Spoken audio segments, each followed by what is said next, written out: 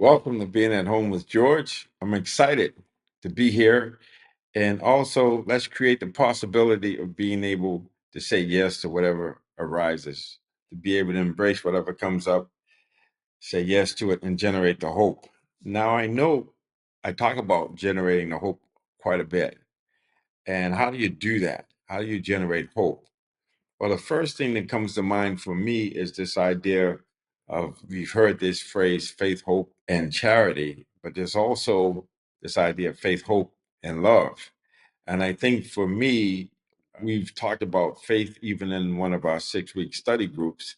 Faith is the substance of things hoped for, the evidence of things unseen. And so the idea of having faith really enhances our ability to generate hope. And we know, or I know from my experience, faith without works is dead or it doesn't work. And so when you have faith in something, you act as if that what you ask for, what you are seeking is going to be given to you. And so this idea of faith and works. And the interesting thing when I think about love is the idea that when you love something, you labor for it, you make it grow. And so there's an intersection between faith, hope, and love. And they say those are the greatest three things in the Bible. And so this idea of love, being open hearted, being open minded, but also understanding when you love something, you labor for it. And you labor for what you love, and you love what you labor for. And so when you have faith in something, you have to work for it. You have to do something. You don't just sit around expecting things to happen. You get busy, you do something. And in this case, you do the thing that's going to help you get what you are after. So when you have faith in something, you act as if it's going to happen and then you work for it, you labor for it. And the labor for it, why not labor for it? Because you love it. And because you labor for it, you're actually generating love. And so when you generate love and you're generating faith, you're actually generating hope. And so the idea is not hope that's empty, it's hope that's predicated on having faith and acting as if. And when you act as if, and when you love something, you make it grow. And so you labor for it. So to me, if you think about it, and I talk about this idea of joy, I say joy now or never. Now, how did I come to that?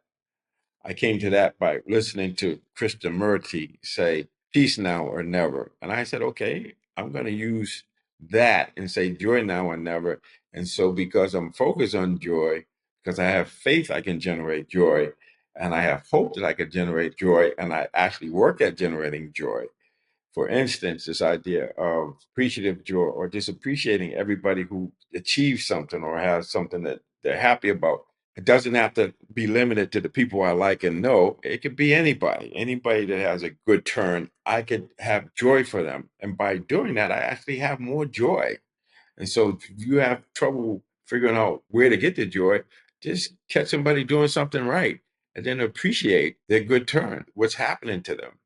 And so, this idea of faith, hope, and joy being three great things, you can see that because if we generate hope, that actually enhances our ability to have faith.